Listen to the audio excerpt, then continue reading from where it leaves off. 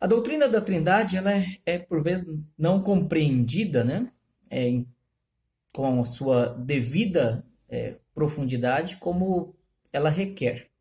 Mas a Bíblia ela expõe de uma forma a doutrina sem muita especulação, né? Ela na verdade ela expõe o fato que Deus ele é Pai, Filho e Espírito Santo e que a Trindade ela existe, né? Bom, talvez a primeira coisa que você possa questionar é se na Bíblia existe a palavra Trindade. A resposta é não, não existe. Você vai ter que ler de Gênesis e Apocalipse. Eu vou te poupar tempo e você vai perguntar assim, mas a doutrina da Trindade ela está na Escritura? Sim, a doutrina sim. A palavra Trindade não. Então, o que nós precisamos entender é que a palavra Trindade, ela foi cunhada, ela foi criada para expressar ou resumir a doutrina de que Deus é Pai, Filho e Espírito Santo e que ele é um ser que subsiste em três pessoas da mesma essência ou substância divina e que ele é coigual em atributos e glória. Então, este ensino está em toda a Escritura, em toda a palavra de Deus, de Gênesis a Apocalipse. Mas a palavra Trindade não. A palavra Trindade ela foi criada por um teólogo, um dos pais da igreja, chamado Tertuliano, e então essa palavra passou a ser de uso comum na cristandade para que toda vez eles não precisassem ter que repetir toda a fórmula trinitária ou a doutrina da Trindade, apenas falando Trindade. Então, bom, a gente já sabe do que se refere, ou a quem se refere, né? Bom, nós vamos por parte, então. Nós vamos ter um estudo em duas partes. Hoje é a primeira parte da doutrina da Trindade. Hoje nós falaremos sobre a definição e mencionaremos apenas algumas heresias que surgiram. E nosso próximo estudo sobre a Trindade, que será a parte 2, nós trataremos sobre a Trindade no Antigo e no Novo Testamento, o que os teólogos convencionaram chamar de Trindade ontológica e Trindade econômica, e também falaremos um pouco sobre um aspecto da Trindade, da indivisibilidade da Trindade, que por vezes, e da relação coessencial das três pessoas, que por vezes é chamado de pericorese, né? Mas isso será no nosso próximo estudo. Hoje, então, vamos tratar a respeito, nesse estudo, sobre a definição. Então, vamos por parte, então. Por definição, trindade, né? O próprio termo, ele não é muito feliz, porque trindade, como Luiz Berkhoff observa, o termo trindade aponta apenas para o estado do ser, que existe três, né? A palavra trindade significa existe três, né? O termo triunidade, como às vezes alguns apontam, talvez seja um pouco melhor, mas também sem a devida explicação não ajuda muito, porque significa aquele que é um e existe em três. Né? Então ajudaria um pouco mais nesse sentido. Por definição, então nós vamos dividir em três partes a nossa definição. Então, em primeiro lugar, Deus é um ser que subsiste em três pessoas. Ele subsiste em três pessoas. Talvez algumas pessoas querem alguma analogia, algum exemplo, alguma ponte de comparação, de símile, para entender Deus a partir de uma definição por analogia. Bom, nós não temos nada. Deus, um dos atributos de Deus aponta para a sua exclusividade, a sua singularidade. Deus ele é independente, ele é único. Ele é, como Arthur Pink diz no seu primeiro capítulo sobre os atributos de Deus, Deus ele é solitário, né? Não existe outro Deus além de mim, diz as Escrituras. Então nós não temos nada que possamos usar a título de comparação. Quando você fala assim, o livro, você pode deduzir por vários modelos, formas, cores, tamanhos, capa, brochura, capa dura, capa de couro. E você tem, então, embora haja elementos não essenciais, mas há elemento essencial para que você possa definir o que é livro. Então, você tem uma imagem mental. O grande detalhe é que nós não temos como criar uma imagem mental. Deus não pode ser formado por conceitos concretos. Né? Então, não há nem. E Deus é único, não existe nenhum outro que possamos usar para uma analogia, para uma comparação. Deus é único. Então, nesse sentido, nós não temos como dizer Deus é um e ele é ao mesmo tempo três como A e B. Não tem nada, nem ninguém, nada na criação que possa ser usado a título de comparação. Isso nos leva a pensar no aspecto mais claro do pensamento, do entendimento sobre quem Deus é, de que ele é um na sua existência, ele é um como ser, ele subsiste em três pessoas, né? A subsistência em três pessoas, nós precisamos lembrar um outro detalhe. Às vezes alguns dizem assim, eu não posso crer na doutrina da Trindade porque ela não é lógica. Bom, a lógica na definição da Trindade não se aplica.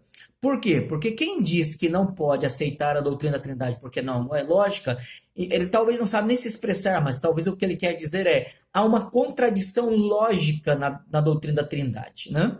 E se nós aplicarmos a lógica na doutrina da Trindade, nós veremos que ela não é contraditória. A lei da não contradição não se aplica à doutrina da Trindade. Por quê?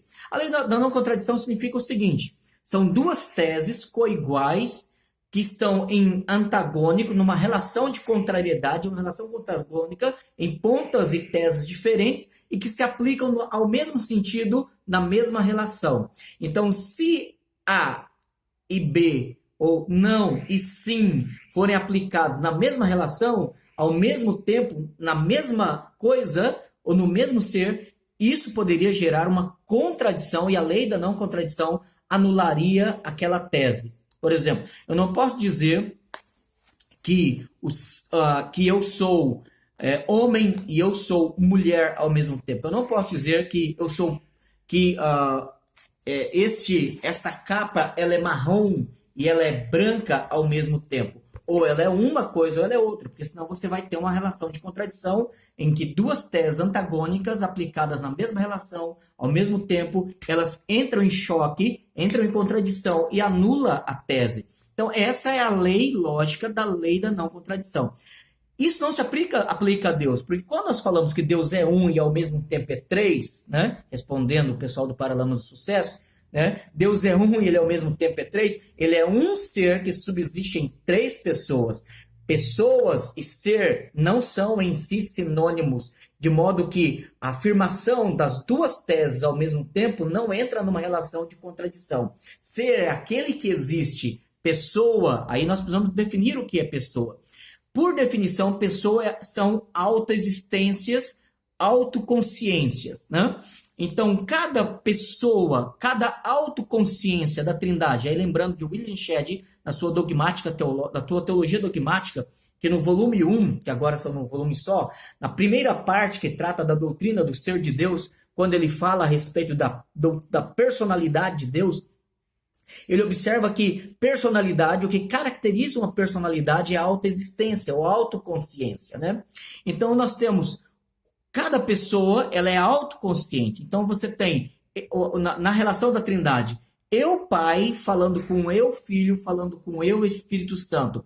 Existem uma relação de eu, tu, eles, eu, ele, nós. Então, existe uma relação de autoconsciência em cada pessoa da Trindade. Não é uma força, não é uma energia, não é algo, é alguém, é quem, e é ele, é eu, é tu, é nós. Há uma relação de autoconsciência em cada pessoa da Trindade. Então, é um ser que subsiste em três pessoas, em três autoconsciências. Ao mesmo tempo, então, nós devemos lembrar que não somente Deus é um ser que subsiste em três pessoas, mas é um ser que subsiste em três pessoas e que tem os mesmos atributos. O Pai tem a mesma glória, a mesma onipotência, a mesma onisciência, a mesma sabedoria, a mesma misericórdia, a mesma graça que o Filho e o Espírito Santo. Então, não é o Pai que tem e dá para o Filho, não é o Pai que tem e dá para o Espírito.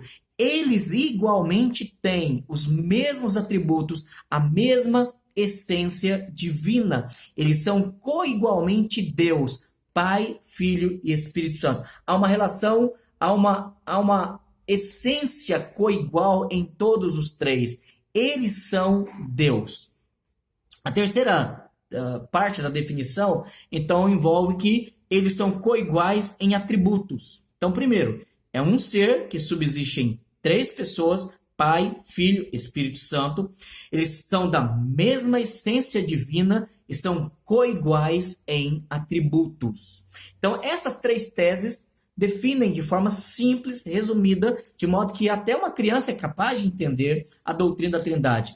Um ser que subsiste em três pessoas, que tem a mesma essência e que compartilha dos mesmos, e são coiguais nos mesmos atributos e glória. Ou seja, por que mesma glória? Porque a mesma adoração que você dá ao Pai, você deve dar ao Filho e ao Espírito Santo. Nós devemos coadorar, nós devemos adorar nos nossos cultos, nas nossas orações, nas nossas relações, na nossa devoção. Nós devemos amar o Pai, o Filho e o Espírito Santo, porque eles são coiguais, né? Quanto a um outro aspecto, nós devemos sempre lembrar que a Trindade ela está presente em toda a Escritura. Mas eu vou apontar apenas três textos para o nosso estudo, que falam, por exemplo, da Trindade na Escritura sendo mencionada na obra da redenção, desde a predestinação, o decreto eterno, antes da fundação do mundo, na criação, como também nós vemos Deus sendo manifesto na providência e também na consumação. O Pai, o Filho e o Espírito Santo estão em toda obra da criação, em todas as obras que são manifestas, manifestando a glória dele. Então nós temos, por exemplo, Efésios capítulo 1, você tem a menção do verso 1 ao verso 14, da doutrina do decreto, do modo como Deus determinou todas as coisas, como Deus realizou todas as coisas em Cristo e como Deus aplica todas as coisas pelo Espírito Santo. Então, Efésios 1, do verso 3 ao verso 14, você tem Deus Pai decretando, sendo realizado no Filho, por meio do Filho, para o Filho, e o Espírito Santo, então, aplicando e garantindo e selando e provendo o sustento e a garantia de que a obra do Pai, planejada pelo Pai, realizada pelo Filho, será aplicada e preservada pelo Espírito Santo até o último dia. Então você tem essa afirmação em Efésios 1, do verso 3 ao verso 14. Quando nós vamos para Mateus capítulo 28,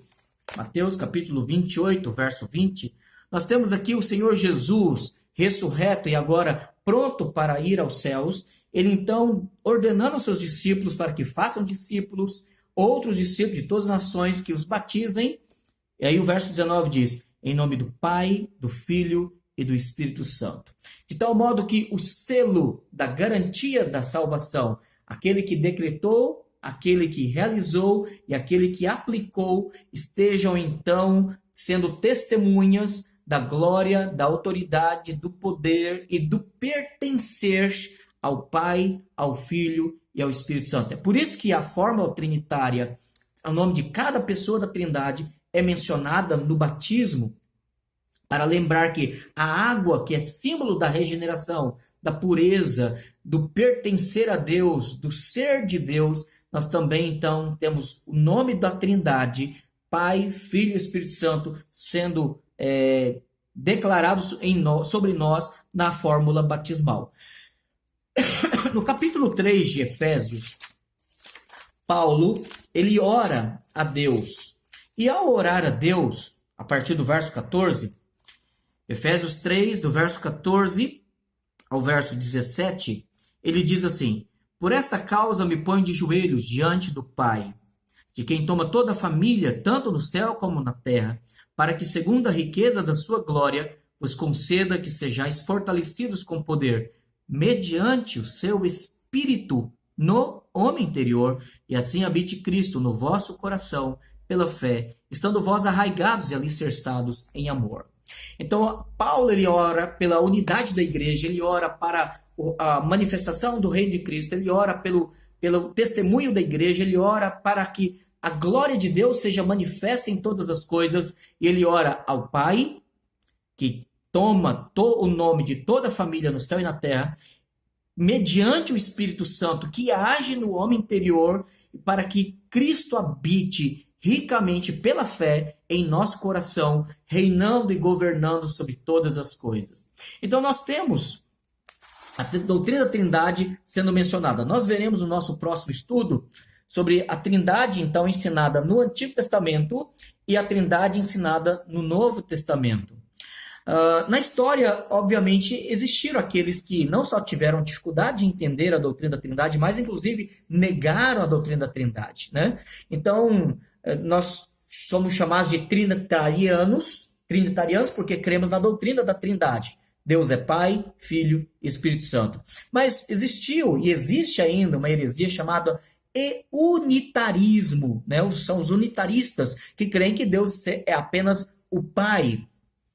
Então, por exemplo, no período da patrística, nos primeiros séculos da igreja cristã, existiram pelo menos dois grupos, existiam mais, mas os dois mais conhecidos foi o grupo chamado Ebionita e os Sabelianos. Eles diziam que Deus era apenas o Pai, né? Deus é apenas o Pai. O Filho não é Deus e o Espírito não é Deus. Na melhor das hipóteses, seria uma força divina. E o Filho seria um homem comum com a consciência divina, mas não divino igual, da mesma essência que o Pai, né?